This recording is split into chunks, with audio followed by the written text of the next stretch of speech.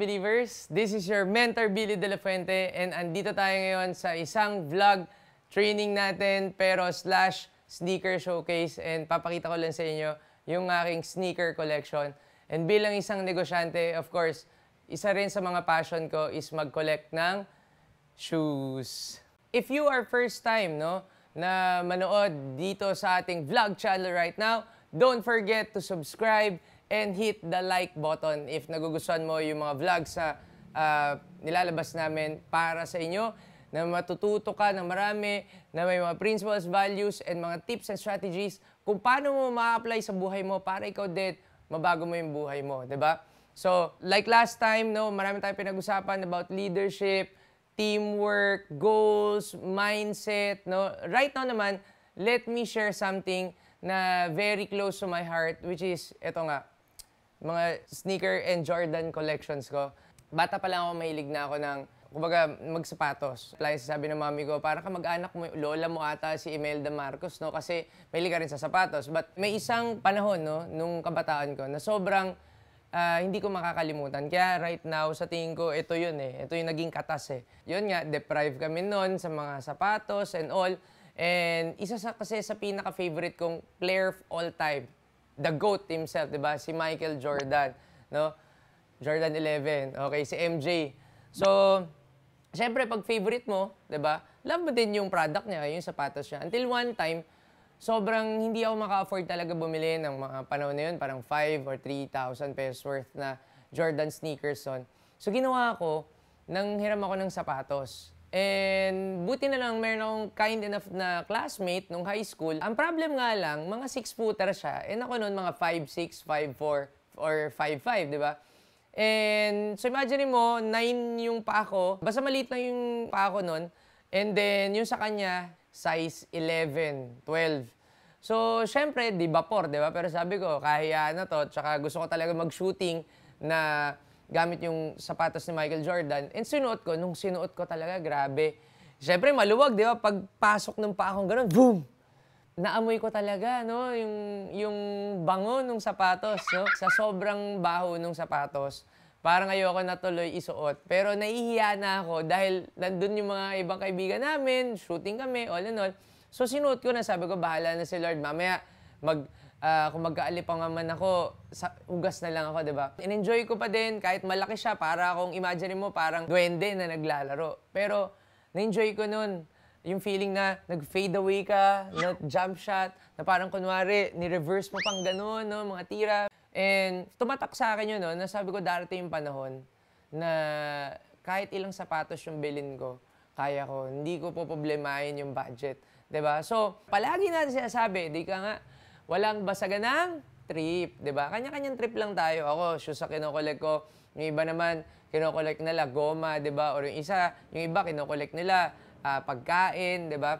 So, yung experience, or iba naman, kinokolek nila videos and or photos. So, kanya-kanyang trip lang yan. Pero, ito, actually, right now, topic natin for today's vlog is how you can monetize your passion, di ba? Ika nga, kung ako meron akong simula batang-bata pa, Bata pa lang ako, nagtatayo na ako ng negosyo. Ang ginagawa ko, kung ano yung mahilig kong kolektahin, ginagawa ko siyang business. Diba? Para ano mangyari? Para lumalaki yung negosyo ko, nabibili ko yung gusto ko, nang hindi ko ginagamit yung sarili kong pera. I started with family computer. Imagine mo, pinaparent ko yan. And then yung kumikita ako doon per hour, I charge my friends ng 20 pesos, yung mga kalaro ko, diba? And hindi naman ako pinagbabayad ng kuryente ng magulang ko. And so, nakakaipon ako, nakakabili ako ng other games. So, mas dumadami yung kliyente ko. Yung mga clients ko, yung mga friends ko, willing naman silang magbayad. Alam naman nilang kikita ako doon. Yun nga yung advantage. Kapag nagbe-business ka, nakikita mo yung opportunity, tapos nakakatulong ka pa. Kasi mga kalaro ko, nag-e-enjoy din sila, diba? Yun, nakaipon ako, nakabili ako ng Sega. And then, pinaparent ko din yun. Yung from Street Fighter to Sonic the Hedgehog, yung mga ganyang games. And then, nag-transition ako na NBA cards, Doon ako kumita ng mas malaki. Kasi yung mga tao, they pay huge amount of money para lang makabili ng mga Shaquille O'Neal, Magic Johnson, ng mga panahon natin, diba? Tapos ako kinokolek ko lang Jordan. Yung mga Jordan na gusto ko, pag yung mga ayaw ko na, binibenta ko. So, padami ng padami. Nung binenta ko yan, natandaan ko, first time kong bumili ng sarili kong gamit na bag, sapatos, nang hindi ako humingi sa parents ko. Isa pang business ko na nadaanan ko, on my way home, may nakita akong factory ng mga figurines, pasarado na. And bumili ako ng isa, tapos meron akong tita na parang sabi, uy, ang ganda niya na, magkano ba yan? So, binenta ko ng 400, pero binili ko lang ng 100, di ba? So, yung mga tita ko naman sabi, wow, sobrang mura nito kasi sa SM, 600, 800. Sabi ko, dapat pala, binenta ko ng 500. Pero, anong ginawa ko? Nagkaroon ng idea, yung perang nabili ko, no? Binili ko ulit, nakabili pa ako ng mas marami. Kumita ako ng mga 10,000 to 15,000 plus. Tapos ilang taon pa lang ako nung panahon na yon. Yung pagnenegosyo talaga, parang alam mo yun, kung meron kang gustong kolektahin, bakit hindi mo na lang din siya pagkakitaan? So ako, I started my collection with 50,000 pesos. 'Di ba? Tapos, ang ginagawa ko ganito. Example lang, yung una kong binili, itong Jordan 11 na Gamma Blue, at saka yung... So, itong breads, okay? Ito yung isa sa mga pinakasikat, no? Na sapatos ni Michael Jordan. Tapos ito rin yung pinaka-favorite na shoe ni Tinker Hatfield. Si Tinker Hatfield, hindi nyo kilala. Siya naman yung nag-design ng mga sapatos ni Michael Jordan. Ito, nag-start yan, order na ako from Italy. Itong snakeskin, Jordan 11 din. Sobrang hilig ko sa Jordan 11. Tapos ito naman yung Concorde kasi pinangalan siya sa Concorde na jet, no? Kasi nga, yun nga, si Michael Jordan, parang jet siya kung gumalaw, lumilipad, di ba? Kaya tinawag na Air Jordan. So, most of the time, ang ginagawa ko dyan, bumibili ako ng extra pair. Yung isa, gagamitin ko. Tapos yung isa naman, ibebenta ko with a profit. Let's say, bumili ka ng 12,000 worth na Jordan, tapos ibebenta mo siya ng 18 to 20, so may markup kang 7 to 8,000, no? May mga ganon. Kasi para hindi pumila, at the same time, sobrang limited siya. Pero sa akin, isa sa mga favorite ko na sapatos, ayan, suot ko ngayon, di ba? Medyo nasira na nga siya. Itong Jordan 4 na Doernbecher. Actually, ito lahat. Ito yung buong set na nakolekta ko. 1 to 10 yan na Doernbecher. Ang nag-design nito, mga bata. So, sila mga may sakit. So, grabe to kasi would you believe, kung ito mga 10 to 11, 15,000, okay? Ito, yung iba dito would range from 25 to 60,000 per shoe. Itong isang to, mga nasa 50,000. And ang maganda yan, syempre, sinusuot ko yan, okay? Isa sa mga makulay na favorite ko, itong Jordan 8. Naging ano to, fundraising yan ng mga bata. Yung profit, dinodonate ng Nike sa Doernbecher Hospital, di ba? So, ito, dahil limited edition yan, may kanya-kanya siyang story. Okay? So, like ito, pag tinignan mo to, so makikita mo, bata talaga yung nag-design. Ayan, Be Brave. Tapos yung yellow ribbon, di ba? May ibig sabihin niya. Tapos yung thumb, ano niya. So ako, tapos ayan, yung nag-design, mahilig sa basketball. Kada shoe, merong bata na nag-design. Tapos bukod dito, I also love sneakers. Isa sa mga pinakita nyo naman, gamit na gamit. Mayroon din akong Kobe's. Pero to memorable sa akin kasi nung niregaluhan ako ni Pin ng ring na 24 studded na diamond, no, as a gift. Doon ako nabaliw kasi yung time na nakuha ko yun, kasabay nito, si Kobe, di ba, 24 number niya. So, nung binilang ko to, nga, no, 24 star din. So, parang it's a sign na baka dun sa company namin, maging 24 star diamond ako, di ba? Pero, recently, bukod doon, natripan ko din yung Yeezy. Pinakauna kong Yeezy. Ayan. Okay, ito yung Yeezy 750 na napanalunan sa raffle. Meron akong friend sa Singapore na pumila para sa akin, tapos nanalo sila. So, sinurprise nila ako, kaya hindi ko to ibebenta kasi ang price value nito, imagine mo, nabili ko ng 16 ata 18, pero kaya ko ibenta ng 50 to 75,000. At take note, dahil first Yeezy to, maraming bibili. Okay? Bukod dyan, ito naman, Yeezy 350, ang tawag dito, Turtle Doves.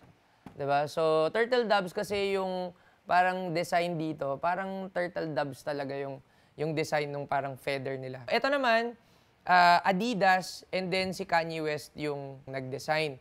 Okay? Pero dati siyang Nike. Meron ako yung pinakamahal kong sapatos na umabot ng lagpas 160,000. Isa yon. So, nabenta ko naman yon kasi nga, yun nga yung problem sa mga ganitong sapatos. Believe it or not, nasisira siya after 5 years.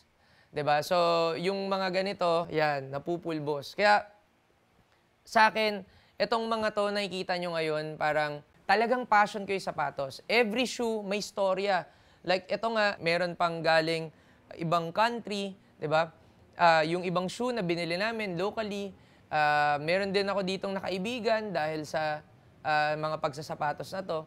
Pero, i-share ko lang sa inyo, no? Kung ano man bagay meron ka, it doesn't define who you are. Ito mga sapatos na to, di ba? Pag ako tumanda, hindi ko naman yan masusuot, di ba? Baka pagtanda ko nga, iba, wala na eh. Kung may magandang sasakyan, or malaking kinikita, or kung ano man yung suot, branded man, or kung hindi, it doesn't define who you are. Kailangan mo tandaan yan. It doesn't even give or add value to you.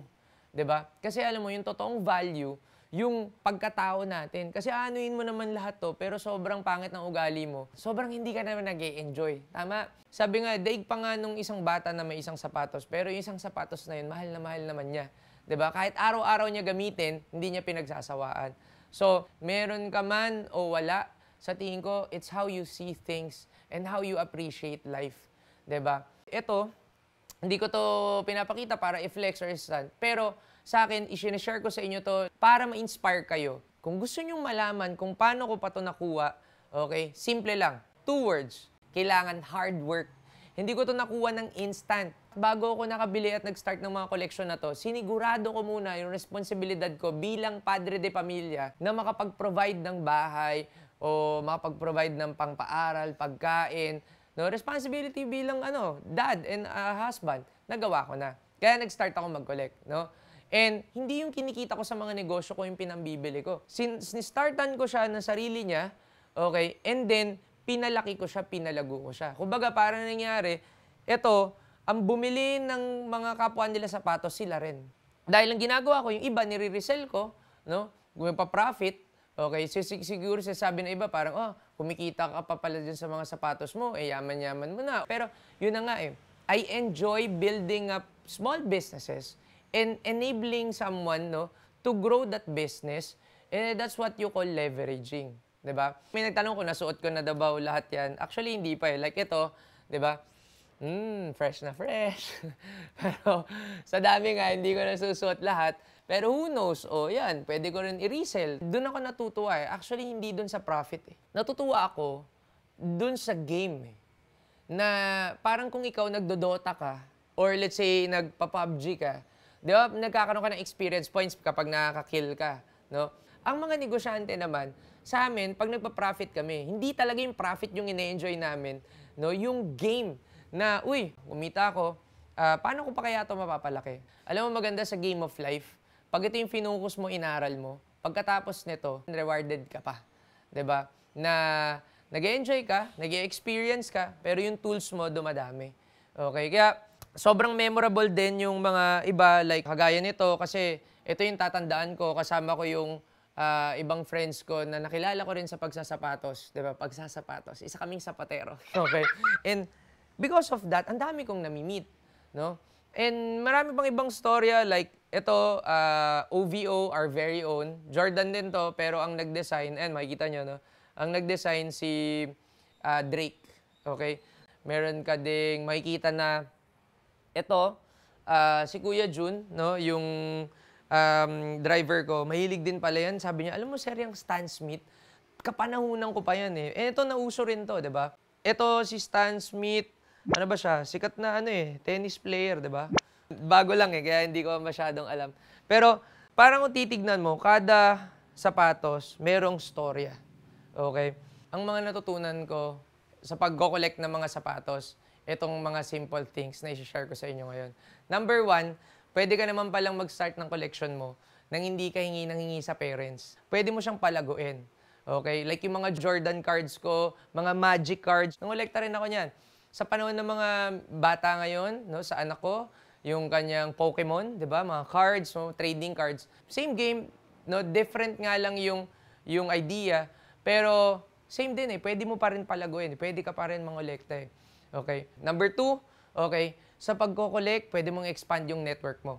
Pwede kang makapag-meet ng mga hobbyist, ng mga mahilig din sa pag-shoes o sa pagko-collect, di ba? Ng kung ano yung pinagko-collectan mo. Number 3, okay, so sa pag-shoes, kailangan, or sa any collecting, kailangan patient ka. Okay? Hindi pwedeng maging impulsive ka kasi kung buy ka lang ng buy, malulugi ka, maninegative ka niyan. Okay? Last but not the least, okay? Siyempre, lahat ng to, sa akin, naging marketing tool ko din to. Bakit? Kasi marami akong napajoin dun sa business ko na mga sneakerhead din, na gusto din nila yung collection nila dumami. Kasi bakit? Ayaw na nilang mangingi sa parents nila, ayaw na nilang maging pabigat, pero gusto rin nilang magnegosyo na nag-i-enjoy sila. So, sa akin, important no, na whatever we do in life, na makita natin yung aral, yung lesson. Sa school kasi, di ba, titignan mo to. Pag ikaw, yung teacher mo, binigyan ka ng lesson, aaralin mo yan. Pagka inaaral mo yan, magte-test ka. Sa buhay, baliktad. Bibigyan ka muna ni Lord ng test. And kapag tapos na yung test, no, yung pagsubok na dinaanan mo, dun mo ngayon marirealize kung ano yung lesson. So with that, I hope you learned a lot from today's vlog and I share ko a little part of me sa inyo. Alam mo kung kaya ko, kaya mo rin. Basta kailangan aralin mo lang siya kung paano ko nagawa o paano nila nagawa. Alam mo sa buhay, marami naman dyan libre. Maraming yung knowledge nandyan eh. Gusto mo mas successful, andali, search mo lang. 'Di ba? Manood ka ng YouTube, tas apply mo. Hindi gumana sa'yo, hanap ka ulit. Sa sapatos, hindi naman yan one size fits all eh. No? May certain size ka na magpapasok sa'yo. And syempre, hindi lahat ng design trip mo. Tama? Pero yun na nga eh, kung ano yung trip mo na design, yun yung paulit-ulit mong gawin kasi doon ka manggigigil. Isipin mo to, pag yung parents mo, 'di ba, may pinagawa sa'yo na hindi mo trip, wala course, wala eh, hindi mo gagawin eh. Pero yung trip mo, nakita mo talaga, yung gustong-gusto mong gawin, gagawin mo na siya eh. So I hope ma-inspire kayo, ma-motivate kayo na may gawin kaysa yung maaliw ka lang tas wala ka namang gawin sa buhay mo. Tandaan mo, we only have one life, 'di ba? And so, let's make our life more fruitful and so others will benefit at the same time. We will become a blessing to others. And with that, don't forget to subscribe to my channel. It's Billy De La Fuente and be part of my Billyverse. Maraming salamat. This is your mentor, Billy De La Fuente. Extreme, signing off.